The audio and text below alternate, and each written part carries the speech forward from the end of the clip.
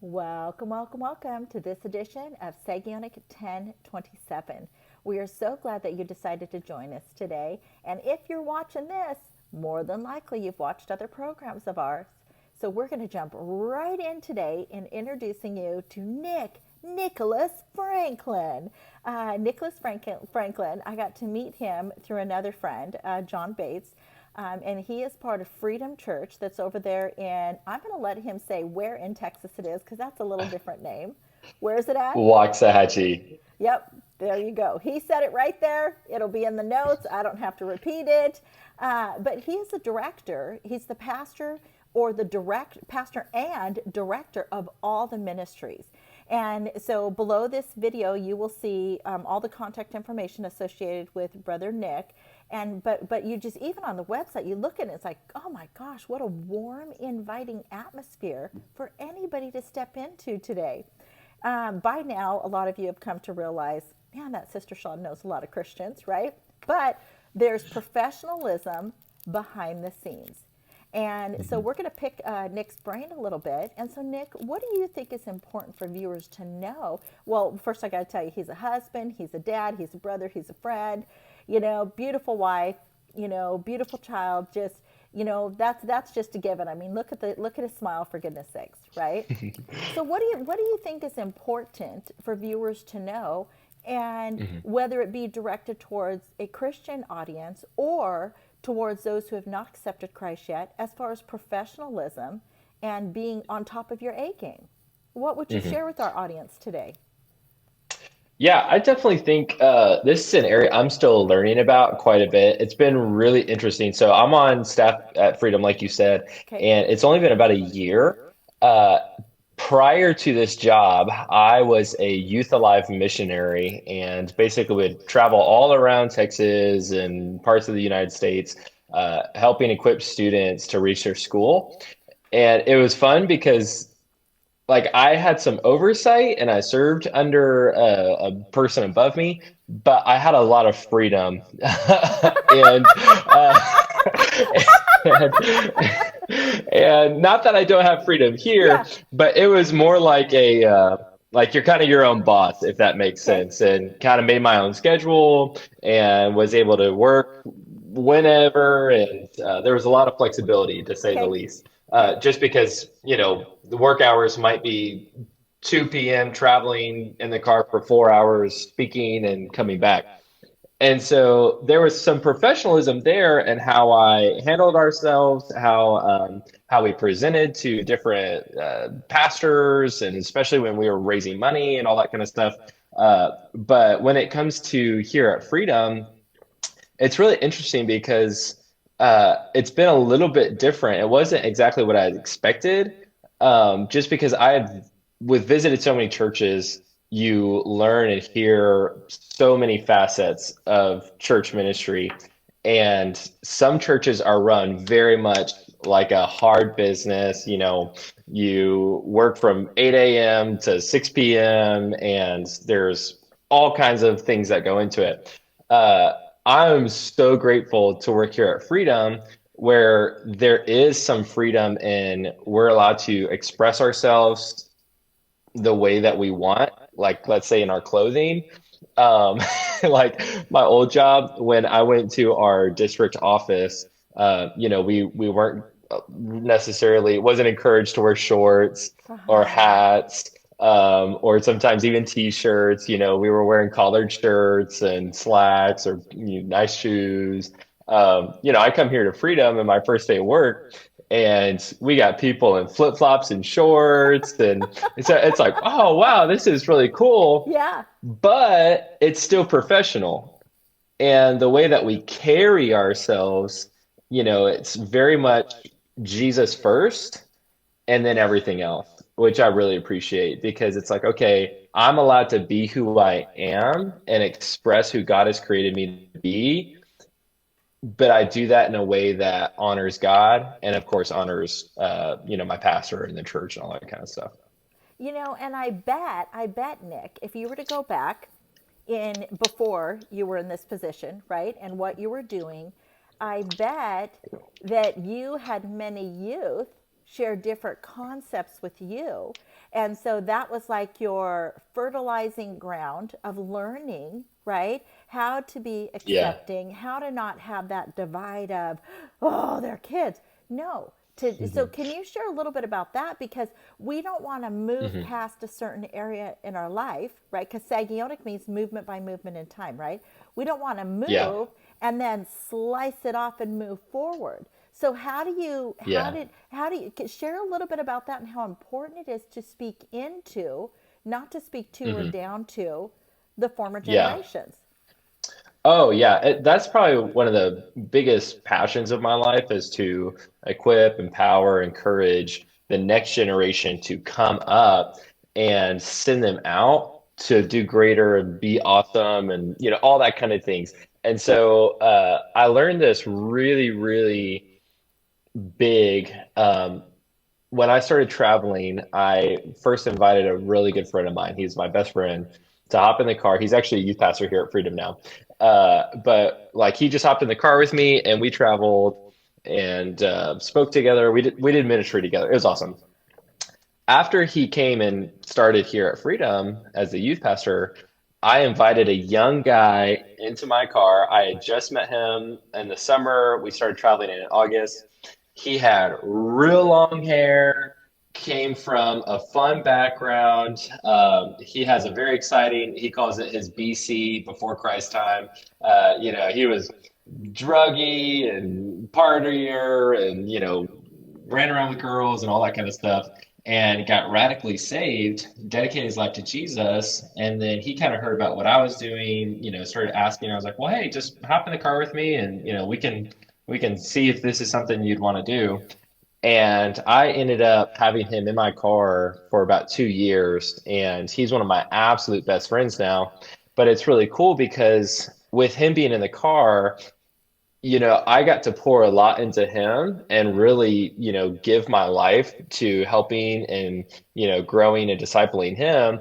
But what's really interesting is in reverse, I look at it now and I'm like, oh my gosh, like he had more of an impact on me than I could have ever had on him. And he doesn't even know it. I've told him Oh, so many times, but it doesn't comprehend. Like it's like, no, you have no idea the impact that you made on my life. And so I think that's probably the biggest value. It's like if you have any need or want any sort of motivation to start pouring the next generation, like there's so many directions you could go. For me, the biggest lesson I learned in that experience was just how much he impacted my life and changed me. And it's cool now to see him. He's at that same organization and now does what I was doing, and he's doing it way better than I ever could have done. And he's reaching more students, and they've got more Jesus clubs on high school campuses than ever before. And he's a better speaker than I ever was. It's awesome. And so I know, like, there's this knowing in my heart that I was able to play a small role in that, but at the same time, my life is so much different because of that time I spent with him. And we're best friends now, and it's kind of changed yeah, from mentoree now to more friends. that's right. Like, and it's cool. Yeah. And you know what's so cool is I bet you, because if we look at this big book, which is the Bible, right? Here's a thick one. Yes. Big, huge letters, right? But it's almost like that this man, this young man, if he Hmm. would have been positioned in some of the modern day churches, they would have put a straitjacket on him and started to slice away at his character and who Oh he was yeah. created to be, a freelancer, right? Just Hmm. a Yeah. man of freedom. Because come on, for goodness Yeah. sakes, don't tell me you have to, makeup, no makeup, this kind of dress, this kind of Oh clothing. yeah. That's just silliness. Oh yeah. That's the same as Sadducees and Pharisees trying to make all these Yes. rules. And Yes. and so I just think it's great, because you think of Hmm. it, Paul and Silas ministered to the Jews, Yeah. right? But who ministered Hmm. to the Gentiles? Exactly. We're called to Yeah. be different things. And I just, that's an incredible example because Hmm. unless there's something to grow you in the characteristics that are needed for Hmm. your next assignment, you won't grow. Yeah. So, how would you speak to our viewers who feel like, oh, this is so hard, I'm going to burst? Hmm. How would you speak to our viewers? Yeah, well, I just would encourage them. I read a really, really good book by this guy named Sam Chand. It's called Leadership Pain. And I read it in a time when my first boss, he was like a spiritual father to me. He poured into me. He was my me that I was to Zach. And, can't breathe. Uh, it is just, oh, So, you said his name was oh, Sam, there we go. Sam Chan, Sam, Yes, Sam the Chan, author of the book is Sam Chand. and it's called Pain, Leadership Pain. Leadership Pain. Okay. Because you know who I'm going to interview next, right? Oh, heck yeah.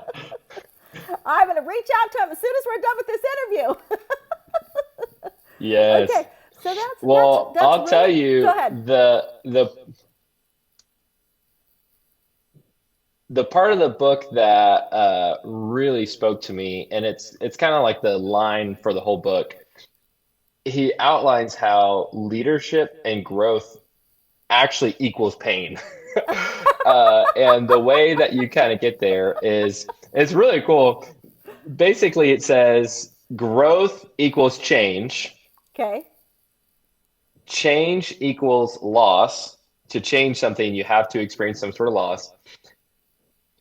And loss always equals pain. Anytime you lose something, there's always pain Uh, involved. And so you follow that line, it's like, oh, wait a second, growth equals pain. And so if there's an area of my life that I'm experiencing pain in, then that hopefully means I'm growing. And it's interesting because he goes even further and he says, the threshold of your pain is the ceiling of your growth. And so your ability to withstand and understand and have pain in your life will limit or hopefully continue to exceed the amount that you are allowed to grow. And so it's interesting because I started to experience some pain and I was in a painful moment like, oh man, I just lost my boss, my spiritual father. I'm still at this organization and he's gone. What am I going to do? And then COVID hits. And then I read this book and I realize, oh my gosh, like I've experienced some pain in my life. And in this moment, I can either choose to stay here in this pain or recognize the growth that's taking place in my life. And so I always went back to that in any times that I was having hard conversations with Zach, yeah. or, we were talking about tough things, or, we're talking about things going on in his life where he was experiencing pain or whatever it might be. It's like, oh man, like it can be difficult sometimes to raise up a next generation, whether it's kids, whether it's babies, children, teenagers, young adults, whatever it might be. There's going to be pain involved, but that's also because there's so much growth happening. And so I definitely Yeah. always want to encourage people, like if you're experiencing that pain in the process of helping raise up and bring up the next generation, then you know that there's growth taking place in you and hopefully growth taking place in them. That's right. That's right. So if we think of pain, let's just pull a verse into there that talks about pain, okay? And Hmm. when after I share this verse, I would like you to speak to mankind, okay? So one of my favorite verses, Sister Shawn thinks a little differently, is Hmm. I do beat my body and bring it into subjection, right? Yeah. Like I am not playing games, okay? So how would you take that verse and use it to encourage mankind to Hmm. be the God ordained from the creation of the world warrior leaders Hmm. in the land? Yeah, absolutely. Um, I would relate it actually to something women experience. Okay. This is something that I learned recently. Okay. So my wife right now is 34 weeks pregnant with our second child. Our first child, her 1 year birthday is in a couple weeks. So if you, so if Surprise! you, yeah, Surprise!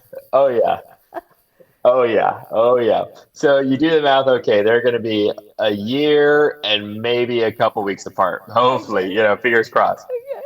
So that being said, this whole time while she's been pregnant, literally for the last 2 years, I've learned a lot about who I am and who I can be through watching and experiencing pregnancy. And so if we look at pregnancy as an analogy to our life, right, there is a call, a responsibility, something, an assignment that God has called us to do. Maybe He's asked us to do, maybe He's leading us to do, whatever it might be. We become aware of that most of the time in a moment of intimacy with Him. Okay, you see where this is going? And that Yep. seed is planted, Okay. and we might not see that come into fruition for quite some time. And there's a lot of pain in that process, right? And it's always really funny to me because there's been a couple times during Maddie's pregnancy that I've gotten sick a little bit, maybe have a stomach bug or have the flu or whatever. And I'm like, this is the worst night of my life. I'm gonna die. Like, this is horrible. But then when it comes down to it, I'm just experiencing heartburn.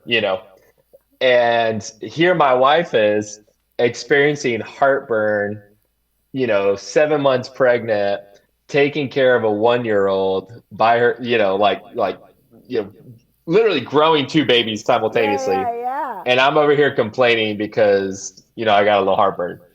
And so I recognize, like, in that pregnancy, there is this mental toughness and physical toughness that happens in her body simply because of this this growing child.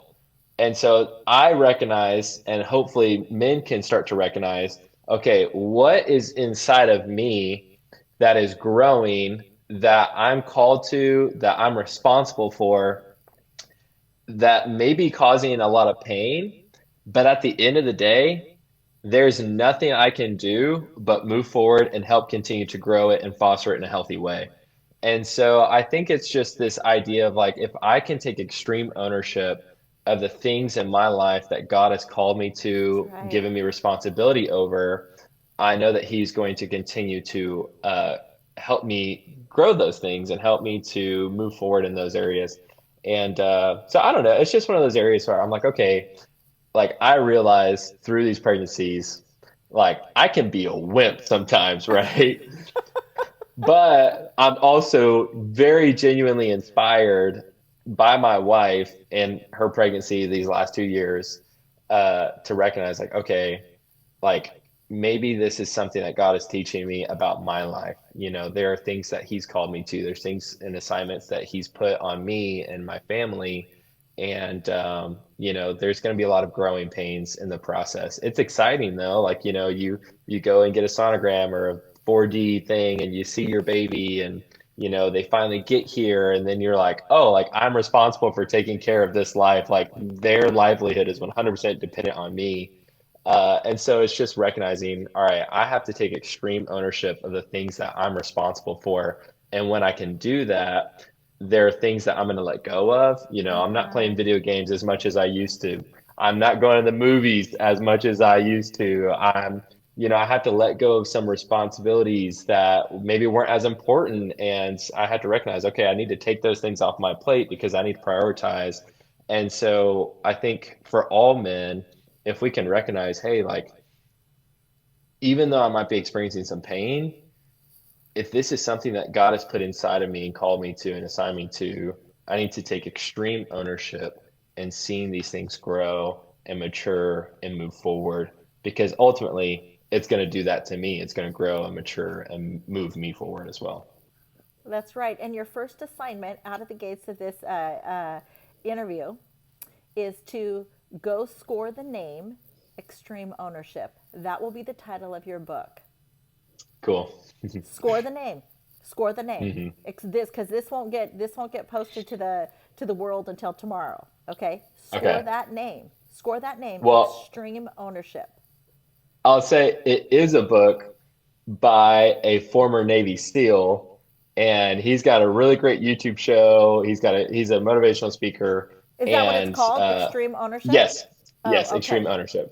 And whenever I read that and listened to his talks about it, it really helped me understand, like, oh shoot, like how do I become a man? I read this and listened to these things that he posted about this idea Yeah, when I was in college, about to propose to my wife, and it helped me realize, like, oh man, like there's maybe even some things in my life that are causing pain. What if I took extreme ownership over those situations and saw them turn around? Like, that's oh right. man, I'm complaining because maybe I'm not making as much money as I would like I can do something about that, That's obviously right. with That's God's help right. and leading in direction. That's And right. so, God really used that book and that series to help teach me a lot of things. And it's like, okay, Lord, like I'm going to take extreme ownership of what you've given me That's and the right. life that you've entrusted me with.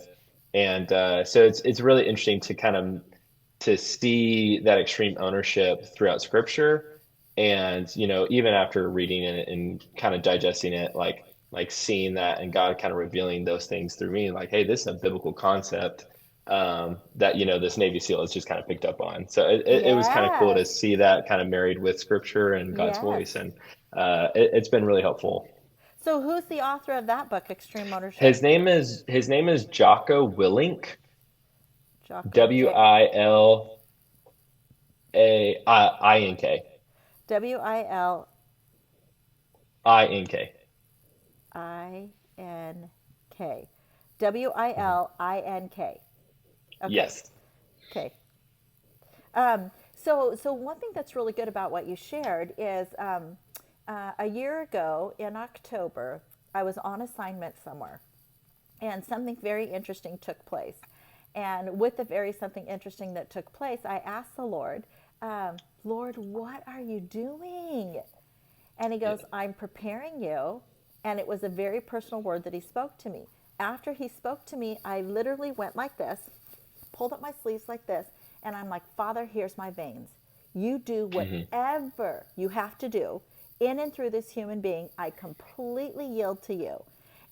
Hmm. And the stretching and the stretching and the stretching and the stretching and the stretching, you know, it was needed.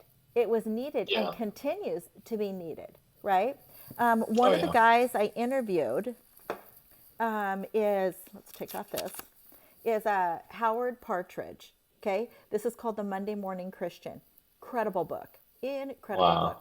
One thing in there that Howard Partridge said is he said, anytime a human is in a situation of feeling irritable, angry, whatever, it is because there is an internal emotional need that was Hmm. created to be met by God. And I was like, Oh yeah. oh my gosh, that is so good. Wow. That is so Yes. Yes. good, right? So then Yes. if we just think of the interactive, emotional, physical, relational needs, Hmm. relational aspect, okay, relational aspect of men and women, right? I'm not going to say anything about previous books that were written, but don't you Hmm. think it's important, instead of saying, oh, that if we embrace our differences, right, then Hmm. we can move forward differently. Okay. Yeah. And so, how would you encourage men all Hmm. over? How do you encourage them? Like you just gave a great example of your wife being pregnant, but how do you encourage them? Oh no, you want this woman to think like this.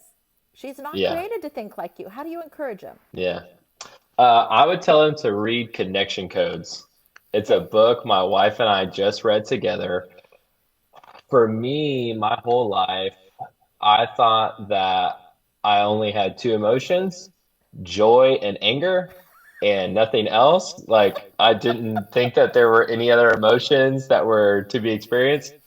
But come to find out, scientifically, both men and women are created naturally. It's not like something we grow. It is like an actual ingrained in our brain, like 8 or 9 different emotions. And so you have fear, everyone experiences fear.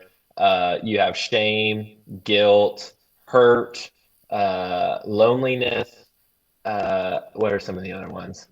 Joy, anger, and then there's one more I always forget. Sadness, sorrow. Sadness. Yes, yes, yeah, yeah, yeah. I think it's sadness.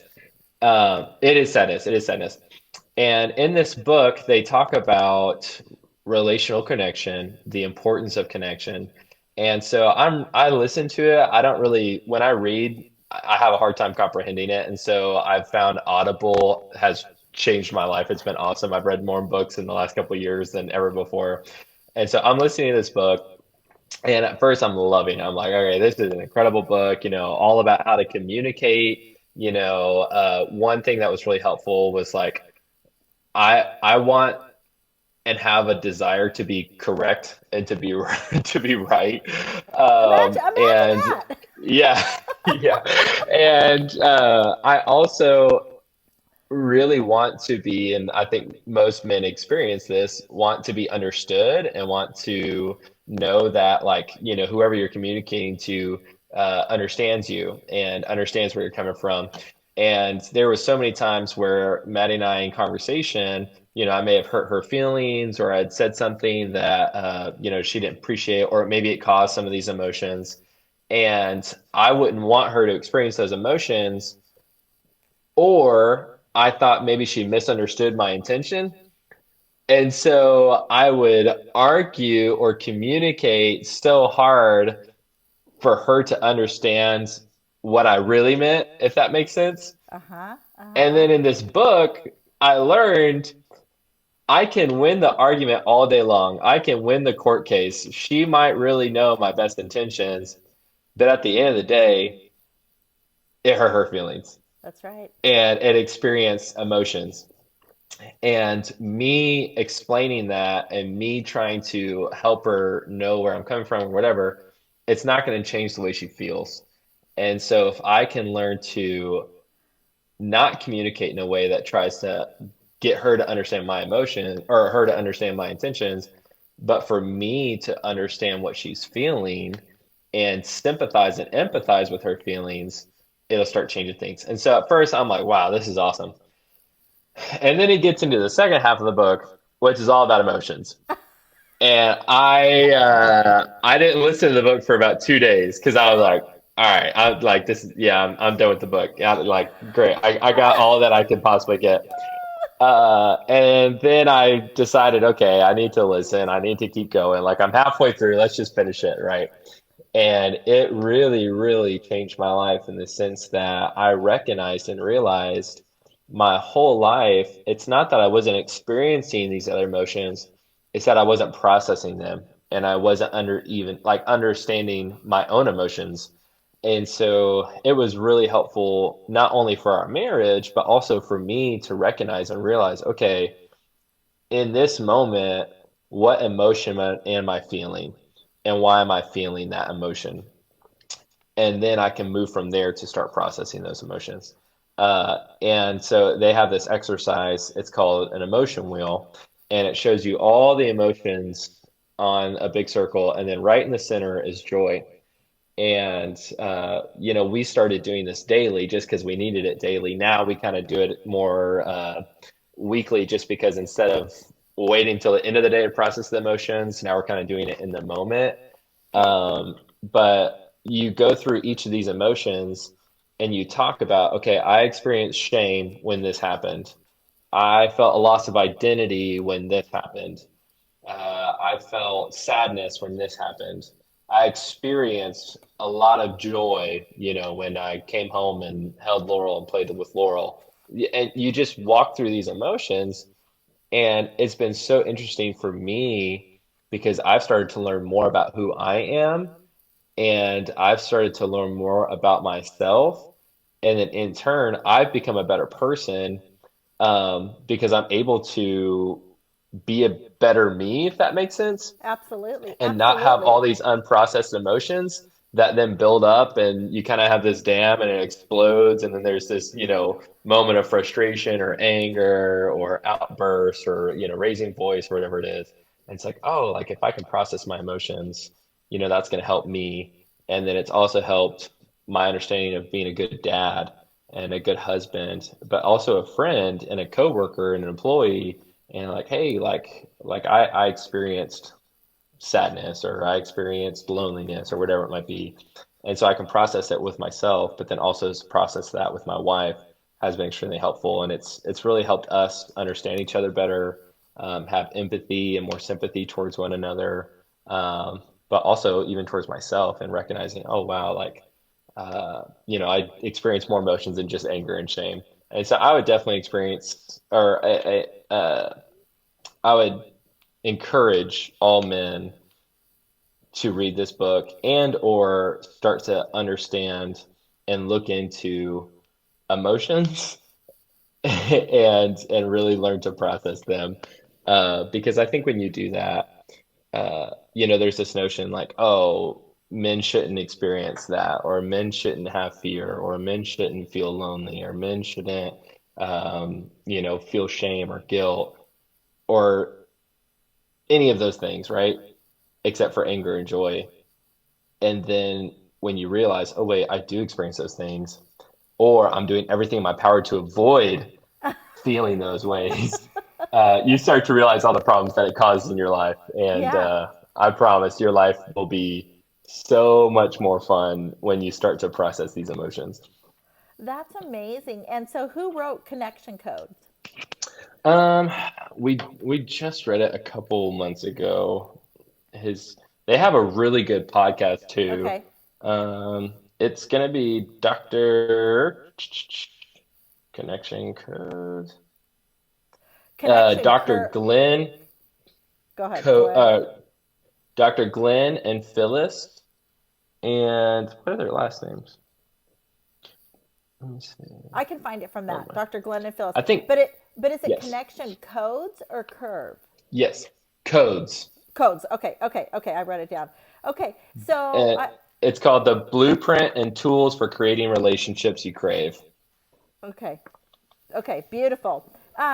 So I think that's really important because when you understand yourself better, then you could manage yourself better, right? Hmm. And so, like for women, I can tell you, I psychoanalyzed myself, okay, and I realized that women actually have five, and also men have cycles too. They have hormonal Hmm. cycles too. They do. Oh And yeah. I'm sure it breaks it down in that book. But once I realized that a woman actually has 5 cycles within a given 28 days, that's dreadful if you think about it, right? So Yeah. one of the cycles is where babies come from. Okay, one of the aspects of the cycles. One of the cycles is where you are so tired you can't think Hmm. straight. Okay, another one of Yeah. the cycles is you almost feel like absent-minded, Hmm. and that's different than the tired one, right? Another one is you are so hungry you cannot consume enough calories, right? And Wow. then the fifth one, what was the fifth one? I'll think about it. But there's 5 different, and oh, anger. You're irritable. That's the fifth one. Hmm. So when you realize that as a woman that you actually have 5 cycles, then when it happens, you're like, oh, okay, okay, Yeah. okay, this is what's going on right now. And it helps you be able to manage yourself better. So Yeah. I really thank you for your time Yeah. today. And I just want to encourage, check it out. So attached to this video is going to be all the contact information on how to connect with with Nick, or with Hmm. Freedom. And gosh, I just appreciate what you shared, and you've just given great insight. And also, like in communicating to my grandkids, I will say to them, Graham Cracker, that's my name, Graham Cracker, I need you to put on your student ears. I need you to put on Mm. your I need you to put on your listening, learning ears, because that puts them Yeah. in a different space. So thank you, thank you, thank you. And for all of our Yeah. viewers, I just want to say thank you for coming to this episode of Sagionic 1027. And until our next episode, May the Lord bless you. May the Lord keep you. May the Lord make his face to shine upon thee always. Blessings. Bye.